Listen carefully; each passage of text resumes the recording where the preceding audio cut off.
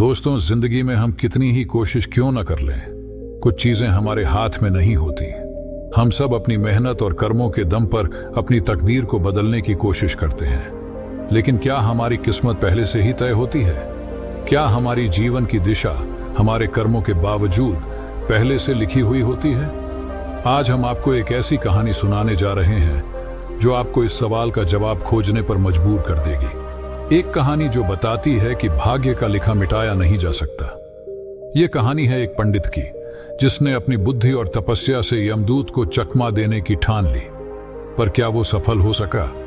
क्या वह अपने कर्मों से मौत को मात दे पाया, या फिर भाग्य ने अपनी चाल दिखा ही दी? आइए सुनते हैं एक ऐसी अद्भुत कथा जिसमें जीवन, मृत्यु और किस्मत के खेल का रहस्य छिपा हुआ है। यह कहानी आपको अंत तक बांधे रखेगी और सोचने पर मजबूर कर देगी कि आखिरकार हमारे जीवन की डोर किसके हाथ में है, हमारे या फिर हमारे भाग्य के। कहानी को ध्यान से सुनिए। हो सकता है यह कहानी आपके जीवन की गहरी सच्चाइयों से पर्दा उठाए। तो चलिए अब कहानी को शुरू करते हैं। एक समय की बात है, एक बहुत ही ज्ञानी पंडित था। वह अपने एक बचपन के घनिष्ठ मित्र से मिलने के लिए किसी दूसरे गांव जा रहा था, जो कि बचपन से ही गूंगा व एक पैर से अपाहिज था। उसका गांव काफी दूर था और रास्ते में कई और छोटे छोटे गांव भी पड़ते थे। पंडित अपनी धुन में चला जा रहा था कि रास्ते में उसे एक आदमी मिल गया जो दिखने में बड़ा ही हष्ट-पुष्ट था। वह भी पंडित के साथ ही चलने लगा। पंडित ने सोचा कि चलो अच्छा ही है, साथ साथ चलने से रास्ता जल्दी कट जाएगा। पंडित ने उस आदमी से उसका नाम पूछा तो उस आदमी ने अपना नाम महाकाल बताया। पंडित को यह नाम बड़ा अजीब लगा, लेकिन उसने नाम के विषय में और कुछ पूछना उचित नहीं समझा। दोनों धीरे धीरे चलते रहे। तभी रास्ते में एक गांव आया। महाकाल ने पंडित से कहा, तुम आगे चलो, मुझे इस गांव में एक संदेशा देना है। मैं तुमसे आगे मिलता हूं। ठीक है, कहकर पंडित अपनी धुन में चलता रहा। तभी एक भैंसे ने एक आदमी को मार दिया, और जैसे ही भैंसे ने आदमी को मारा, लगभग तुरंत ही महाकाल वापस पंडित के पास पहुंच गया। चलते चलते दोनों एक दूसरे गांव के बाहर पहुंचे, जहां एक छोटा सा मंदिर था। ठहरने की व्यवस्था ठीक लग रही थी, और क्योंकि पंडित के मित्र का गांव अभी काफी दूर था, साथ ही रात्रि होने वाली थी, सो पंडित ने कहा, रात्रि होने वाली है, पूरा दिन चले हैं, थकावट भी बहुत हो चुकी है, इसलिए आज की रात हम इसी मंदिर में रुक जाते हैं। भूख भी लगी है, सो भोजन भी कर लेते हैं और थोड़ा विश्राम करके सुबह फिर से प्रस्थान करेंगे। महाकाल ने जवाब दिया, ठीक है, लेकिन मुझे इस गांव में किसी को कुछ सामान देना है, सो मैं देकर आता हूं एम। तब तक तुम भोजन कर लो, मैं बाद में खा लूंगा। और इतना कहकर वह चला गया। लेकिन उसके जाते ही कुछ देर बाद उस गांव से धुआं उठना शुरू हुआ और धीरे धीरे पूरे गांव में आग लग गई थी। पंडित को आश्चर्य हुआ। उसने मन ही मन सोचा कि जहां भी ये महाकाल जाता है, वहां किसी न किसी तरह की हानि क्यों हो जाती है, जरूर कुछ गड़बड़ है। लेकिन उसने महाकाल से रात्रि में इस बात का कोई जिक्र नहीं किया। सुबह दोनों ने फिर से अपने गंतव्य की ओर चलना शुरू किया। कुछ देर बाद एक और गांव आया और महाकाल ने फिर से पंडित से कहा कि पंडित जी, आप आगे चलें, मुझे इस गांव में भी कुछ काम है, सो मैं आपसे आगे मिलता हूं। इतना कहकर महाकाल जाने लगा। लेकिन इस बार पंडित आगे नहीं बढ़ा, बल्कि खड़े होकर महाकाल को देखता रहा कि वह कहां जाता है और करता क्या है। तभी लोगों की आवाजें सुनाई देने लगीं कि एक आदमी को सांप ने डस लिया और उस व्यक्ति की मृत्यु हो गई। ठीक उसी समय महाकाल फिर से पंडित के पास पहुंच गया। लेकिन इस बार पंडित को सहन न हुआ। उसने महाकाल से पूछ ही लिया कि तुम जिस गांव में भी जाते हो, वहां कोई न कोई नुकसान हो जाता है। क्या तुम मुझे बता सकते हो कि आखिर ऐसा क्या होता है? महाकाल ने जवाब दिया, पंडित जी, आप मुझे बड़े ज्ञानी मालूम पड़े थे, इसीलिए मैं आपके साथ चलने लगा था, क्योंकि ज्ञानियों का संग हमेशा अच्छा होता है। लेकिन क्या सचमुच आप अभी तक नहीं समझे कि मैं कौन हूं? पंडित ने कहा, मैं समझ तो चुका हूं एनम, लेकिन कुछ शंका है, सो यदि आप ही अपना उपयुक्त परिचय दे दें तो मेरे लिए आसानी होगी। महाकाल ने जवाब दिया कि मैं यमदूत हुए ना, और यमराज की आज्ञा से उन लोगों के प्राण हरण करता हुए ना जिनकी आयु पूर्ण हो चुकी है। हालांकि पंडित को पहले से ही इसी बात की शंका थी, फिर भी महाकाल के मुंह से ये बात सुनकर पंडित थोड़ा घबरा गया, लेकिन फिर हिम्मत करके पूछा कि अगर ऐसी बात है और तुम सचमुच ही यमदूत हो तो बताओ अगली मृत्यु किसकी है। यमदूत ने जवाब दिया कि अगली मृत्यु तुम्हारे उसी मित्र की है जिसे तुम मिलने जा रहे हो, और उसकी मृत्यु का कारण भी तुम ही होगे। ये बात सुनकर पंडित ठिठक गया और बड़े पशुपेश में पड़ गया कि यदि वास्तव में वह महाकाल एक यमदूत हुआ तो उसकी बात सही होगी और उसके कारण मेरे बचपन के सबसे घनिष्ठ मित्र की मृत्यु हो जाएगी। इसलिए बेहतर यही है कि मैं अपने मित्र से मिलने ही न जाऊं, कम से कम मैं तो उसकी मृत्यु का कारण नहीं बनूंगा। तभी महाकाल ने कहा कि तुम जो सोच रहे हो वो मुझे भी पता है, लेकिन तुम्हारे अपने मित्र से मिलने न जाने के विचार से नियति नहीं बदल जाएगी। तुम्हारे मित्र की मृत्यु निश्चित है और वह अगले कुछ ही क्षणों में घटित होने वाली है। महाकाल के मुख से ये बात सुनते ही पंडित को झटका लगा, क्योंकि महाकाल ने उसके मन की बात जान ली थी, जो कि किसी सामान्य व्यक्ति के लिए तो संभव ही नहीं थी। फलस्वरूप पंडित को विश्वास हो गया कि महाकाल सचमुच यमदूत ही है। इसलिए वह अपने मित्र की मृत्यु का कारण न बने, इस हेतु वह तुरंत पीछे मुड़ा और फिर से अपने गांव की तरफ लौटने लगा। परंतु जैसे ही वह मुड़ा, सामने से उसे उसका मित्र उसी की ओर तेजी से आता हुआ दिखाई दिया, जो कि पंडित को देखकर अत्यधिक प्रसन्न लग रहा था। अपने मित्र के आने की गति को देख पंडित को ऐसा लगा जैसे कि उसका मित्र काफी समय से उसके पीछे पीछे ही आ रहा था, लेकिन क्योंकि वह बचपन से ही गूंगा व एक पैर से अपाहिज था, इसलिए न तो पंडित तक पहुंच पा रहा था और न ही पंडित को आवाज देकर रोक पा रहा था। लेकिन जैसे ही वह पंडित के पास पहुंचा, अचानक न जाने क्या हुआ और उसकी मृत्यु हो गई। पंडित हक्का बक्का सा आश्चर्य भरी नजरों से महाकाल की ओर देखने लगा, जैसे कि पूछ रहा हो कि आखिर हुआ क्या उसके मित्र को। महाकाल पंडित के मन की बात समझ गया और बोला, तुम्हारा मित्र पिछले गांव से ही तुम्हारे पीछे पीछे आ रहा था, लेकिन तुम समझ ही सकते हो कि वह अपाहिज व गूंगा होने की वजह से ही तुम तक नहीं पहुंच सका। उसने अपनी सारी ताकत लगाकर तुम तक पहुंचने की कोशिश की, लेकिन बुढ़ापे में बचपन जैसी शक्ति नहीं होती शरीर में, इसलिए हृदयाघात की वजह से तुम्हारे मित्र की मृत्यु हो गई। और उसकी वजह हो तुम, क्योंकि वह तुमसे मिलने हेतु तुम तक पहुंचने के लिए ही अपनी सीमाओं को लांघते हुए तुम्हारे पीछे भाग रहा था। अब पंडित को पूरी तरह से विश्वास हो गया कि महाकाल सचमुच ही यमदूत है और जीवों के प्राण हरण करना ही उसका काम है। चूंकि पंडित एक ज्ञानी व्यक्ति था और जानता था कि मृत्यु पर किसी का कोई बस नहीं चल सकता, वह सभी को एक ना एक दिन मरना ही है, इसलिए उसने जल्दी ही अपने आप को संभाल लिया। लेकिन सहसा ही उसके मन में अपनी स्वयं की मृत्यु के बारे में जानने की उत्सुकता हुई। इसलिए उसने महाकाल से पूछा, अगर मृत्यु मेरे मित्र की होनी थी तो तुम शुरू से ही मेरे साथ क्यों चल रहे थे? महाकाल ने जवाब दिया, मैं तो सभी के साथ चलता हूं और हर क्षण चलता रहता हूं।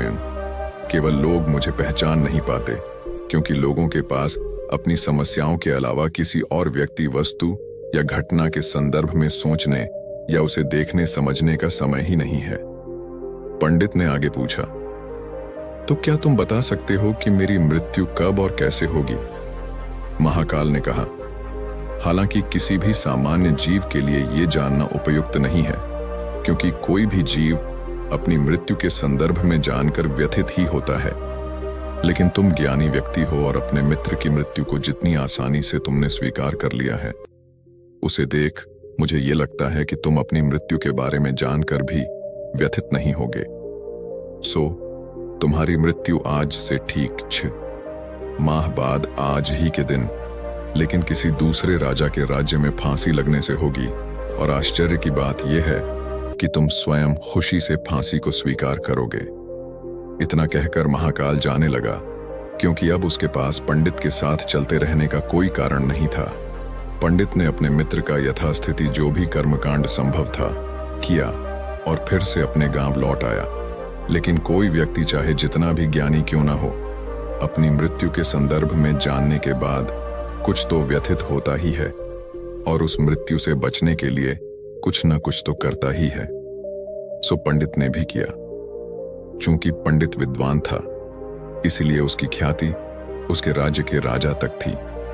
उसने सोचा कि राजा के पास तो कई ज्ञानी मंत्राई होते हैं और वे उसकी इस मृत्यु से संबंधित समस्या का भी कोई न कोई समाधान तो निकाल ही देंगे। इसलिए वह पंडित राजा के दरबार में पहुंचा और राजा को सारी बात बताई।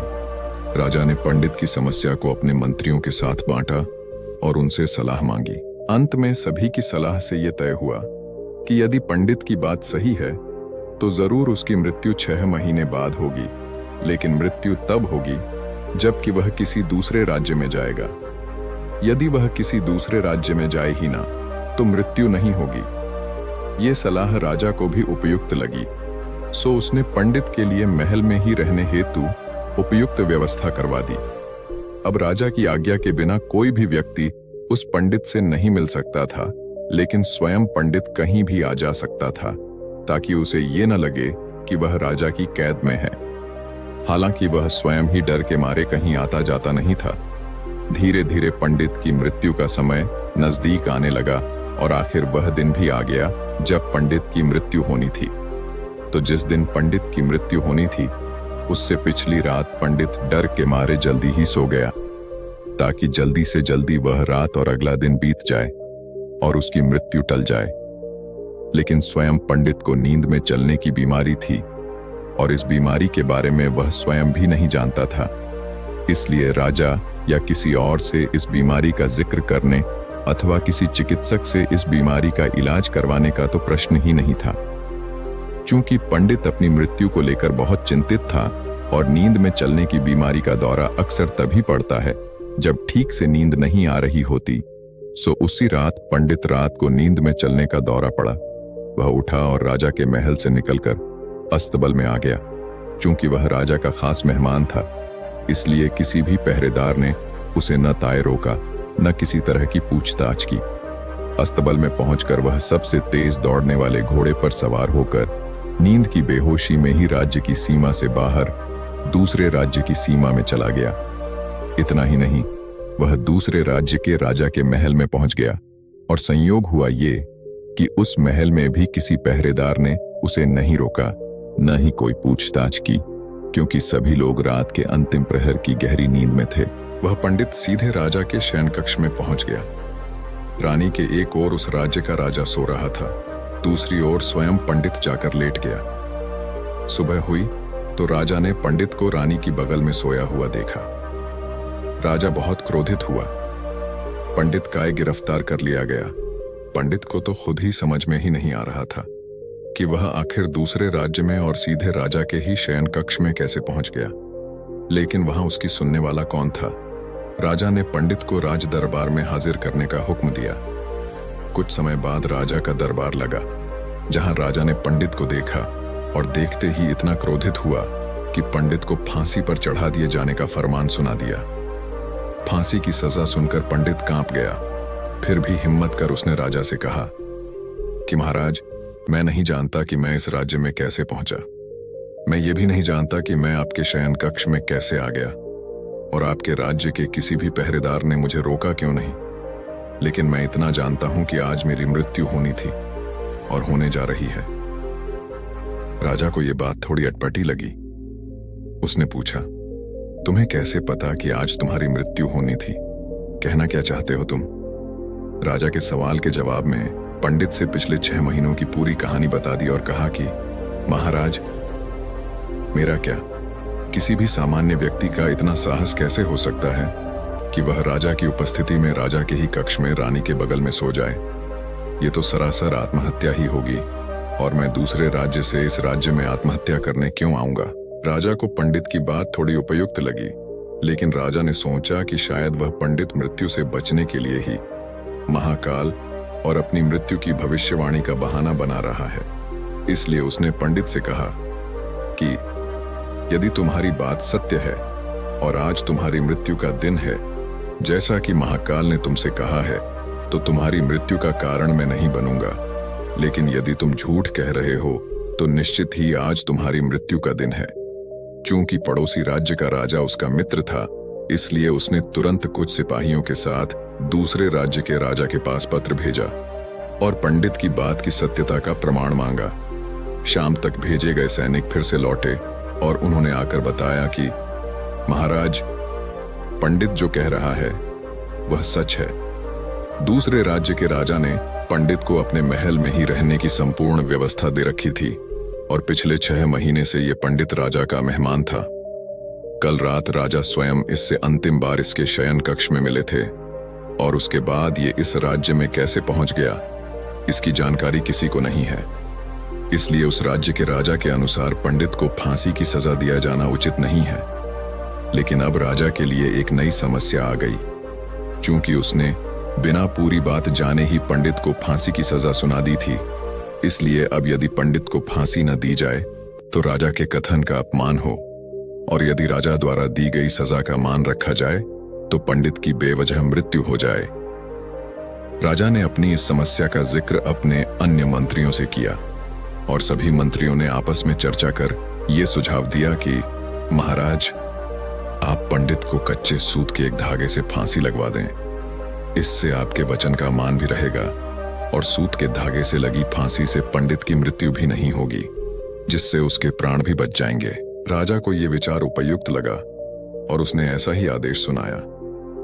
पंडित के लिए सूत के धागे का फांसी का फंदा बनाया गया और नियमानुसार पंडित को फांसी पर चढ़ाया जाने लगा। सभी खुश थे कि न तो पंडित मरेगा, न राजा का वचन झूठा पड़ेगा।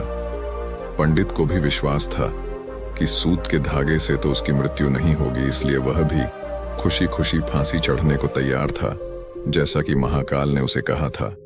लेकिन जैसे ही पंडित को फांसी दी गई, सूत का धागा तो टूट गया, लेकिन टूटने से पहले उसने अपना काम कर दिया। पंडित के गले की नस कट चुकी थी उस सूत के धागे से और पंडित जमीन पर पड़ा तड़प रहा था। हर धड़कन के साथ उसके गले से खून की फुहार निकल रही थी और देखते ही देखते कुछ ही क्षणों में पंडित का शरीर पूरी तरह से शांत हो गया। सभी लोग आश्चर्यचकित हक्के बक्के से पंडित को मरते हुए देखते रहे। किसी को विश्वास ही नहीं हो रहा था कि एक कमजायर से सूत के धागे से किसी की मृत्यु हो सकती है। लेकिन घटना घट चुकी थी। नियति ने अपना काम कर दिया था। जो होना होता है वह होकर ही रहता है। हम चाहे जितनी सावधानियां बरतें या चाहे जितने उपाय कर लें, लेकिन हर घटना और उस घटना का सारा ताना बाना पहले से निश्चित है, जिसे हम रत्ती भर भी इधर उधर नहीं कर सकते। इसीलिए ईश्वर ने हमें भविष्य जानने की क्षमता नहीं दी है, ताकि हम अपने जीवन को ज्यादा बेहतर तरीके से जी सकें। दोस्तों, यह एक ऐसा विचार है जो हमें सोचने पर मजबूर करता है कि क्या हमारे जीवन का हर पहलू पहले से ही तय है? क्या हम चाहे जितनी भी मेहनत करें, हमारी किस्मत नहीं बदल सकती?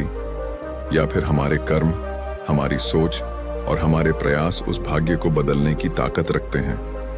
जब हम जीवन में संघर्ष करते हैं, मुश्किलों का सामना करते हैं, तो अक्सर हम यह सोचने लगते हैं कि शायद यह हमारे भाग्य में लिखा हुआ था।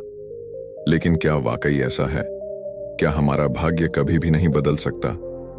भगवान गौतम बुद्ध के समय में भी लोग इसी उलझन से जूझते थे। उनके शिष्यों और अनुयायियों में से कई लोग यह मानते थे कि भाग्य का लिखा कभी नहीं मिटता। उन्होंने बुद्ध से इस गहरे सवाल का जवाब मांगा, क्या भाग्य को बदला जा सकता है या फिर हम उसे स्वीकार करने के अलावा कुछ नहीं कर सकते? आज की यह कहानी आपको भगवान बुद्ध की शिक्षाओं के माध्यम से उस रहस्य को उजागर करने का अवसर देगी, जिसमें वे बताते हैं कि किस प्रकार हमारे कर्म, हमारा दृष्टिकोण और हमारी समझ भाग्य की सीमाओं को लांघ सकते हैं। यह कहानी सिर्फ एक कथा नहीं है, बल्कि एक ऐसी यात्रा है जो आपको सोचने पर मजबूर करेगी कि जीवन में किस्मत से ज्यादा महत्वपूर्ण हमारे अपने कर्म होते हैं। तो आइए हम इस प्रेरणादायक और दिल को छू लेने वाली कहानी की शुरुआत करते हैं, जो आपको अंत तक बांधे रखेगी और आपके दिल और दिमाग में नए सवाल और जवाब दोनों पैदा करेगी। तो आइए भगवान बुद्ध की इस प्यारी सी कहानी को शुरू करते हैं, पुराने समय की बात है। भगवान बुद्ध अपने शिष्यों के साथ राजगृह के पास एक गांव में भ्रमण कर रहे थे। गांव का वातावरण शांति और सुंदरता से भरा था, लेकिन गांव के लोगों के जीवन में कुछ अलग तरह की बेचैनी थी। गांव के अधिकतर लोग मानते थे कि उनका भाग्य पहले से ही लिखा हुआ है और उसे बदलने की कोई कोशिश नहीं करनी चाहिए। एक दिन एक युवक बुद्ध के पास आया। उसका नाम आनंद था। उसने बहुत दुखी और हताश स्वर में पूछा, भगवान, लोग कहते हैं कि जो भाग्य में लिखा है वह कभी नहीं मिटता। मैं बहुत मेहनत करता हूं, पर मुझे सफलता नहीं मिलती। क्या सच में मेरा भाग्य पहले से ही लिखा है? क्या मैं इसे कभी बदल नहीं सकता? भगवान बुद्ध मुस्कुराए और बोले, आनंद, चलो मैं तुम्हें एक कहानी सुनाता हूं। शायद इससे तुम्हारे सवाल का जवाब मिल जाए। बुद्ध ने कहानी सुनाना प्रारंभ किया और कहा कि बहुत समय पहले एक छोटे से राज्य में एक महान राजा का पुत्र था, जिसका नाम सुदर्शन था। जब वह पैदा हुआ, ज्योतिषियों ने कहा कि उसका जीवन कठिनाइयों से भरा होगा और वह कभी राजा नहीं बन सकेगा। राजा और रानी ने जब यह सुना तो वे बेहद चिंतित हो गए। उन्होंने कई उपाय किए, पूजा पाठ किए, लेकिन कोई भी समाधान न मिला। सुदर्शन बड़ा हुआ और उसके माता पिता ने उसे राजकाज से दूर रखकर आम लोगों की तरह जीवन जीने को कहा। सुदर्शन ने भी अपने भाग्य को मान लिया और सोचा कि उसका जीवन पहले से तय हो चुका है। एक दिन जब सुदर्शन जंगल में घूमने गया, उसे एक संत मिले। संत के पास एक रहस्यमयी चमक थी और सुदर्शन ने उनके सामने अपने जीवन की कठिनाइयों का वर्णन किया। संत ने ध्यान से उसकी बातें सुनी और फिर बोले, सुदर्शन, अगर तुम सोचते हो कि तुम्हारा भाग्य पहले से लिखा है और तुम उसे नहीं बदल सकते, तो यही सच बन जाएगा। लेकिन अगर तुम अपनी मेहनत और साहस से उस भाग्य को चुनौती दोगे, तो तुम्हारी किस्मत बदल सकती है। भाग्य तो केवल एक दिशा दिखाता है, चलना तुम्हारे हाथ में है। सुदर्शन ने संत की बातों को गहराई से सोचा और उसने अपने जीवन में परिवर्तन लाने का निर्णय किया। वह वापस राजमहल लौट आया और अपने पिता से कहा, पिता, मैं अपना भाग्य खुद बनाऊंगा। मैं युद्ध कला सीखूंगा, प्रजा की सेवा करूंगा और एक योग्य राजा बनूंगा। कड़ी मेहनत और संकल्प के साथ सुदर्शन ने अपने जीवन को एक नई दिशा दी। वर्षों बाद वही सुदर्शन एक महान राजा बना और उसकी प्रजा उसे उसकी न्यायप्रियता और परिश्रम के लिए पूजने लगी। भगवान बुद्ध ने कहानी खत्म की और आनंद की ओर देखते हुए कहा, आनंद, भाग्य केवल एक प्रारंभिक बिंदु है। यह तुम्हारे प्रयास और कर्म हैं जो तुम्हें उस भाग्य से आगे ले जा सकते हैं। अगर तुम हार मान लो तो भाग्य तुम्हें अपनी जगह पर बांध देगा, लेकिन अगर तुम प्रयास करते रहो तो तुम्हारे कर्म तुम्हारे भाग्य से आगे बढ़ जाएंगे। आनंद के मन में अब स्पष्टता थी। उसने महसूस किया कि उसके जीवन का रास्ता उसके खुद के हाथों में था। वह बुद्ध को प्रणाम कर धन्यवाद देते हुए वहां से चला गया, मन में एक नई ऊर्जा और प्रेरणा लेकर। इस तरह भगवान बुद्ध ने समझाया कि भाग्य का लिखा कभी नहीं मिटता, अगर तुम उसे मिटाने का प्रयास ही नहीं करते। जीवन में जो भी चुनौतियां आई, उनका सामना करो, क्योंकि कर्म ही तुम्हारे भाग्य का सबसे बड़ा लेखक है।